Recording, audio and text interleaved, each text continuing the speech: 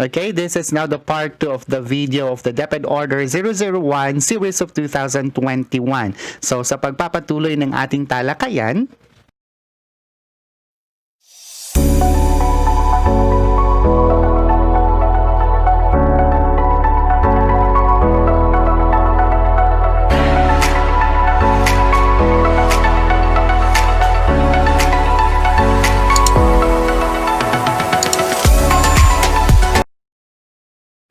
now, what are the technical requirements of the SLMs? Number 1, instructional design. Ano tong instructional design? The ID is the systematic framework used in designing printed learning resources. It translates the principle of teaching and learning into place for teaching learning strategies, developmental activities, and evaluative measures that complement the contents. Figure 2 describes the instructional design for quarter 3 and quarter 4 SLMs, which follows the input-output process. So the process now of the SLMS is the input-output. So meron tayong curriculum, meron tayong ano yung nasa gitna, and then yung pangatlo. Ito yung instructional design na gagawin sa SLMS for quarter 3 and quarter 4.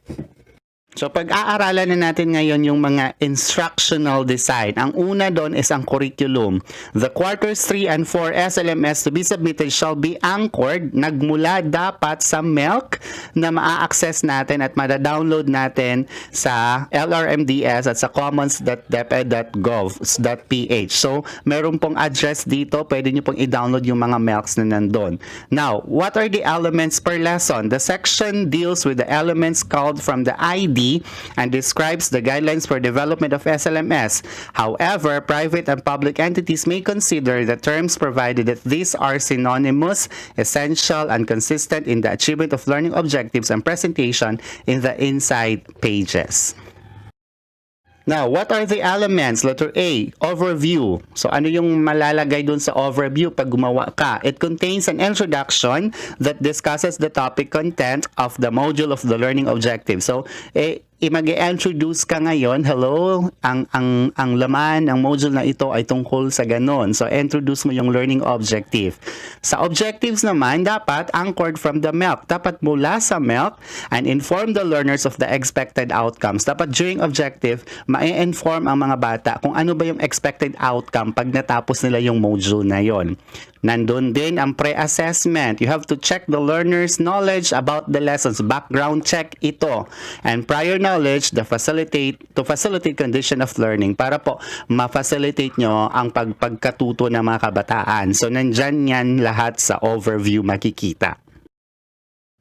Now, how about the presentation? Nandiyan yung concept development. Dapat sufficiently develop the MELCs intended for the learning area and grade level. Dapat tama lang na pagka-develop yung MELC na intended for that area. Huwag ka nang pumunta sa ibang area and for that grade level.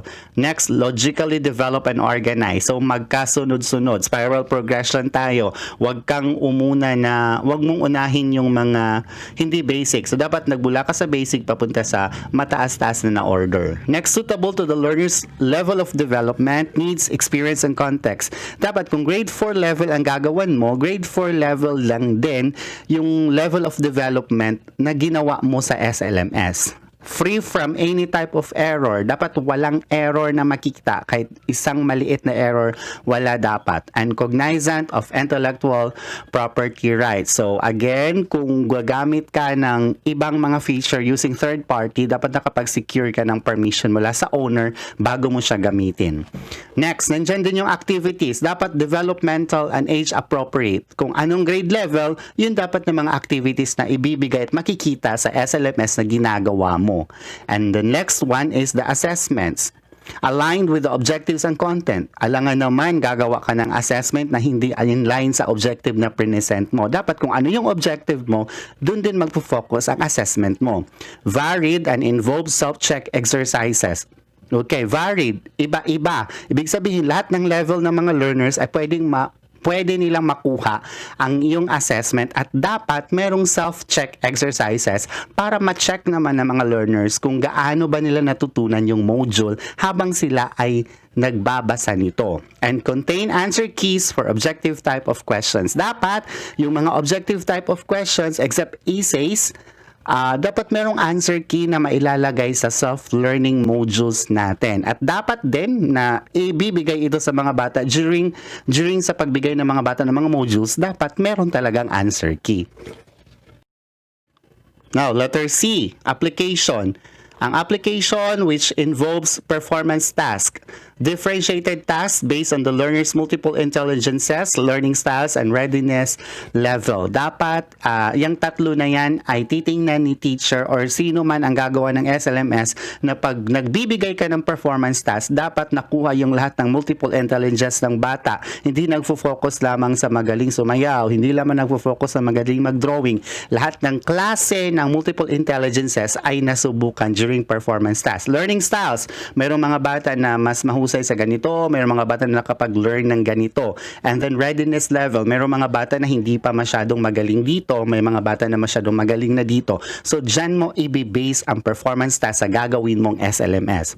Next, generalization and synthesis. Process what has been learned by the learner. So in this part, mapaprocess mo kung ano ba ang natutunan ng bata during sa process ng pagbabasa niya ng SLMS. And then post-assessment, of course, you have to evaluate the learner's level of mastery in achieving the objective. So dito mo malalaman sa post-assessment kung natutunan ba ng bata ang dapat matutunan sa SLMS na ginawa mo in adherence to the objective na present mo sa first part of the SLM.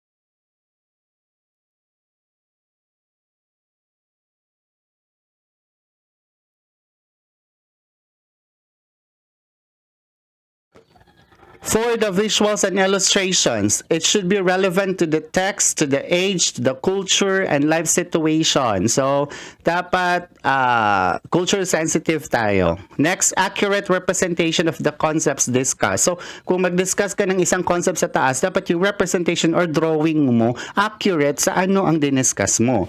Sustain interest and do not distract attention of the learner. So, wag masyadong mas malaki itong picture na to na de-distract yung mga learner. Free from objectionable biases or advertising. So, wag kang mag-advertise ng mga product na o kung ano-ano pa yung mga advertisement sa SLMS mo. Proportionately drawn in size, appropriately placed in the page, and use appropriate color when needed in the understanding of concept. So, ito yung mga visual for visuals and illustrations for drawing ito. For number 3, the design and layout, you have to contain enough space between words, between lines, and between text and visuals. Dapat may mga spaces talaga para hindi masunod-sunod na pagkabasa. Citations for graphics and visuals shall be on the same page. Yung mga citation na excerpts from. Page endings do not end with a hyphenated word or an awkward page turn which affect readability. Adequate illustrations in relation to text, harmonious blending of elements, and then properly laid out and sustained readability. So, dapat mababasa talaga ng mga bata. Typeface and font size. Ano ba yung mga font size sa typeface? Appropriate for the target user. Easy to read to enable the target users to easily identify themes and ideas. So, sa next natin na slide ay sasabihin natin ay yung mga font size at typeface na gagamitin sa paggawa ng mga SLMS. Now, the following table shows the recommended typeface and font size. So, for grade 4 and for grade 5 to 10, recommended typeface is Arial or Times New Roman or the Bookman Old Style. body text justified. Dapat justified siya. Ito yung mga typeface. Ang required font size naman for grade 4 is 14 point. For the heads is 18 to 28 point. For the subheads is 14 to 16 point. For the grades 5 to 10, the text should be 11 to 12 points. The heads should be 15 to 24 point, and the subheads should be 11 to 13 point. For colored pages, however, SLMS are in one color.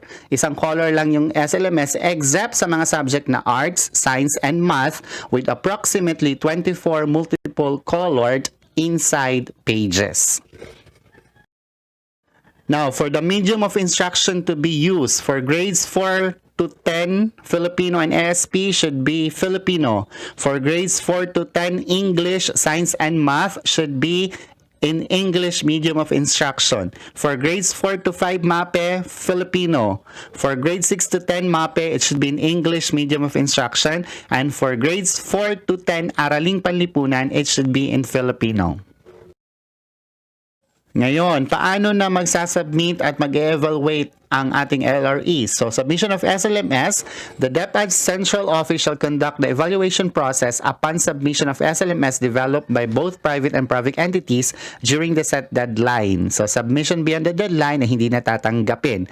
For security purposes, dapat ay isubmit mo ito na naka-PDF at dapat meron kang watermark sa PDF mo na evaluation copy for DepEd only. Reproduction is not allowed except by the DepEd BLR for evaluation purposes. Yun. Okay, dapat wala ding mark, walang logo, walang text, walang address, walang isulat lahat para sa mga evaluation na SLM, for evaluation for SLMS muna.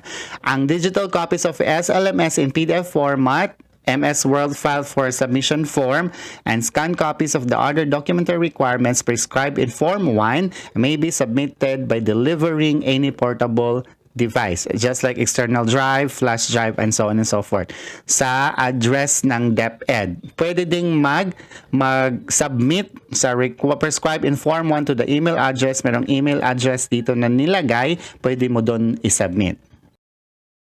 Now, for evaluation of SLMS, checking of requirements for submission. Submitted SLMS shall undergo preliminary examination. The LREs will use Form 1 na nandito sa Annex 3 para matingnan natin ang kukumpleto ba sa papers ang nag-submit. Submission that fail to comply with the general requirements that are stipulated in the Form 1 shall not be considered for the content evaluation. So yung kumpleto lang na attachment sa pag-submit mo ang i-evaluate ng DepEd. Now, Step 2.2, Content Evaluation. In Step 2, the SLMS are thoroughly reviewed by the LREs or the evaluators. An evaluation tool, gagamit na sila ngayon ng evaluation tool na nakaset ng standards for each area of evaluation. Nandyan sa Annex 4.1A to 4.3B. Nandyan lahat ang annex for evaluation. The three areas of evaluation are, ito yung tatlong areas ng evaluation. Una, content. Pangalawa, language. Pangatlo, design and layout. Ito yung i-evaluate ng LREs. To maintain objectivity and fairness in the content evaluation process, LREs shall use the indicators or rubrics provided in the evaluation tools as guide in assigning points. So, pagbibigay ng points ng mga evaluator, gagamitin nila yung indicators at rubrics na provided ng annex na nakalakip sa Deped Order Number 001. The submitted SLM for Quarter 3 shall be evaluated separately from the submitted SLM for Quarter 4. So lahat ng Quarter 3 ay i-evaluate separately with the SLMS na submitted for Quarter 4. Ito na ngayon ang gagawin. A pass-fail method shall be used as a guide in issuing the notice of DepEd evaluation results. So, ibig sabihin, dalawa lang ang pupuntahan ng SLMS mo. It's either pass or fail. Tas malalaman mo yan during the notice of DepEd evaluation result. This means that when the SLM fails in any of the three areas of evaluation, it is failed in the evaluation. Dapat maipasa mo yung tatlong klase ng evaluation para mapass ang notice mo for DepEd evaluation result. The evaluation results and the list of past SLMS shall be prepared. An independent committee for validation of evaluation results may be created if needed. Deped shall issue the notice of Deped evaluation results to all private or public entities as the outcome of the evaluation. The results are categorized as follows. So, pagkatapos na ma-evaluate lahat ng mga SLMS, magno-notice ngayon, mag-i-issue ng notice ngayon si Deped of notice of Deped evaluation results sa lahat ng nag-submit. At ito yung categories. Ito na yung mga categories. Passed, if the SLMS garners a total score of 100% in each area of evaluation. Pangalawa, pwede ka makakuha ng conditionally passed kung ang SLM mo nakakuha ng 61% to 99% in any area of evaluation. And failed naman if the SLM does not comply with the general requirements in step 1 or garners a total score of 60% and below in any area of evaluation. Ngayon, the private and public entities who submitted SLM past the evaluation may use the notice of evaluation result for procurement purposes in Deped. The private and public entities who submitted SLM conditionally passed the evaluation shall be given of a copy of the evaluation report containing the comments and recommendation given by the LREs, which should be used as basis to further improve the SLM. So yung mga conditionally passed, bibigyan sila ng copy of evaluation result report para maidagdag nila, ma-improve pa nila further yung SLM for resubmission. So yung mga private and public entities who submitted SLM failed, the evaluation shall be given a copy of the evaluation report as feedback. Feedback na lang kung failed ang nasubmit mo na SLM. Now, in evaluating the SLMS for quarter 3 and quarter 4, ito na yung mga following criteria. Una, content. This criterion ensures that the target marks per quarter are sufficiently covered, that the instructional design and organization are aligned, that the text and visuals are accurate and error-free, include the appropriate assessment for learners, readability is ensured, and third-party contents are properly cited and referenced. So, ang content, ito ang i-judge sa content. Dapat yung MELC mo ay na-cover mo talaga, yung design mo sa instruction ay aligned and organizations are aligned also. Ang text, wala kang mali, tama lahat, readability is ensured, lahat ng nasa content yun, i-check yun.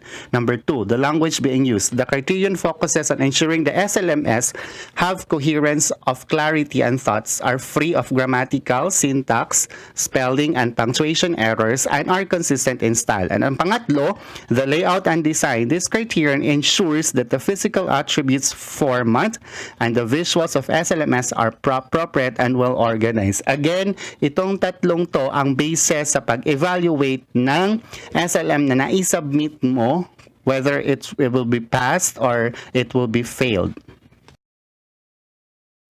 And for monitoring and evaluation, dapat i-monitor ito and evaluated by the Bureau of Learning Resources in accordance with DepEd's monitoring and evaluation framework. At nandito din mga references, and part 8 is the effectivity. So this Deped order shall take effect immediately upon publication in a newspaper or general circulation. Once again, this has been Sir Alan Medina, your master teacher, and thank you for watching this vlog.